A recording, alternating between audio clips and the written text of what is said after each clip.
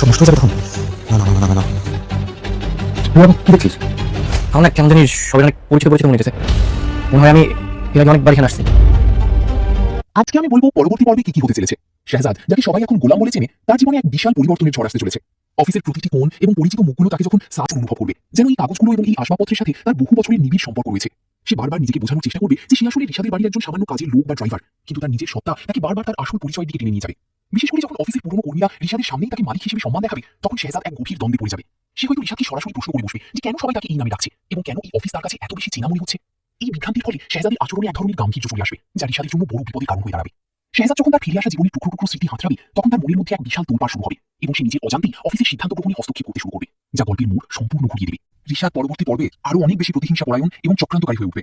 ফাতেমার কাছ থেকে পাওয়ার অফ অ্যাটর্নি হাতিয়ে নেওয়ার পর তার আসল রূপ সবার সামনে প্রকাশ পেতে শুরু করবে। সে অফিসকে তার নিজের সম্পত্তি মনে করে পুরনো বিশ্বস্ত কর্মচারীদের ছাঁটাই বা ডিমোশন দেওয়ার যে পরিকল্পনা করেছে তা চরম পর্যায়ে নিয়ে যাবে। রিশাদের মনে এই ভয় জেগে বসবে যে শেহজাদের স্মৃতি ফিরে আসলে তার এই সাজানো সাম্রাজ্য মুহূর্তেই ধুলোয় মিশে যাবে। তাই সে ফাতেমার সামনে শেহজাদকে বারবার গোলাম হিসেবে তুচ্ছ-তাচ্ছিল্য করবে, যাতে ফাতেমা মানসিকভাবে ভেঙে পড়ে। রিশাদ মনে মনে এক নতুন ফন্দি আনবে কিভাবে শেহজাদকে অফিস থেকে চিরতরে দূরে সরিয়ে রাখা যায়। সে হয়তো অফিসের কর্মীদের কড়া নির্দেশ দেবে যেন কেউ শেহজাদের সাথে কথা না বলে এবং তাকে একজন নিচু স্তরের কর্মচারী হিসেবে রাখা হয়। রিশাদের এই অহংকার এবং ক্ষমতার অপব্যবহার অফিসের ভিতরে এক বিশাল বিদ্রোহের জন্ম দেবে। সে ফাতেমার উপর মানসিকভাবে চাপ সৃষ্টি করবে যেন সে শেহজাদকে একদমই সহ্য করতে না পারে। কিন্তু তার এই অতি চালাকি শেষ পর্যন্ত তার পতনের কারণ হয়ে উঠবে। রিশাদের মনে হতে থাকবে যে সে সব জয় করে নিয়েছে, কিন্তু আসলে সে এক বিশাল আগ্নেয়গিরির উপর দাঁড়িয়ে আছে, যা যে কোনো সময় বিস্ফোরিত হতে পারে। ফাতেমা তার জীবনের সবথেকে বড় ভুলের মাসুল দিতে শুরু করবে এবং তার মনের মধ্যে অপরাধবোধের এক তীব্র দহন শুরু হবে। পাওয়ার অফ অ্যাটর্নিতে সই করার পর রিশাদ যখন অফিসে তার আধিপত্য বিস্তার করবে, তখন ফাতেমা বুঝতে পারবে যে সে কতটা বড় ভুল করেছে। তার নিজের স্বামী, যাকে সে মনে প্রাণে ভালোবাসে, তাকে নিজের চোখের সামনে অন্যের বাড়ির চাকর হিসেবে কাজ করতে দেখে তার হৃদয় রক্তক্ষরণ হবে। ফাতেমা চেষ্টা করবে শেহজাদের সাথে একান্তে কথা বলে তার পুরনো স্মৃতি ফিরিয়ে আনার। পরবর্তী পর্বে দেখা যাবে ফাতেমা রিশাদের অগোচরে শেহজাদের কাছে ক্ষমা চাইছে এবং তাকে বারবার মনে করিয়ে দেওয়ার চেষ্টা করছে যে সে একজন সাধারণ গোলাম নয়, বরং এই বিশাল সাম্রাজ্যের আসল অধিপতি। ফাতেমার এই অসহায়ত্ব এবং কান্নাকাটি শেহজাদের মনে রেখাপাত করবে, যদিও সে করবে। ফাতেমার এই মানসিক পরিবর্তন এবং রিশাদের বিরুদ্ধে রুখে দাঁড়ানোর চেষ্টা পরবর্তী পর্বে উত্তেজনার প্রধান কেন্দ্রবিন্দু হয়ে উঠবে। ছোট্ট প্রিয়া তার শিশুসুলভ সারল্য নিয়ে পরবর্তী পর্বেও শেহজাদের জীবনের ছায়া সঙ্গী হয়ে থাকবে। সে বড়দের জটিল চক্রান্ত না বুঝলেও তার বাবার স্পর্শ সে ঠিকই চিনতে পারবে। বারবার শেহজাদ তাকে দূরে সরিয়ে দিলেও প্রিয়া বারবার তার কাছে ফিরে আসবে, যা শেহজাদের কঠিন মনেও মায়ার সৃষ্টি করবে।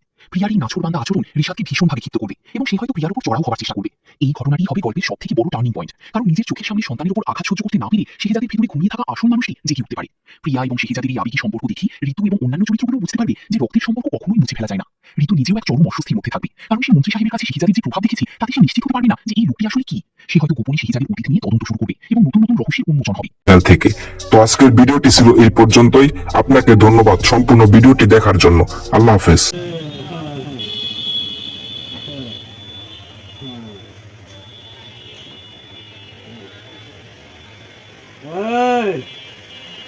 বাড়িতে করতে আসলে নানা বাড়িতে কুল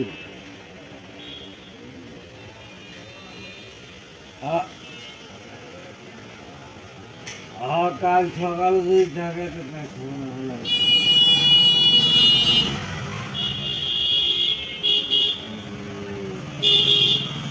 আমি তো আমি তো বিরামপুরেতে আছি।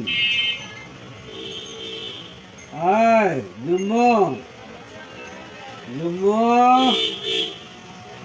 কি বু করেছে?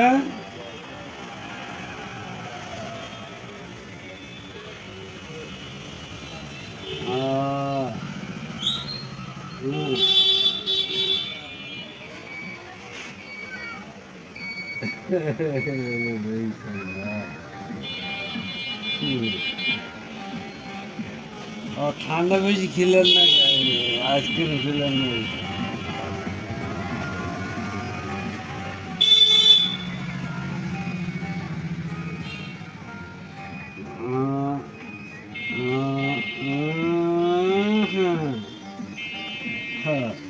মাসুমা খুবই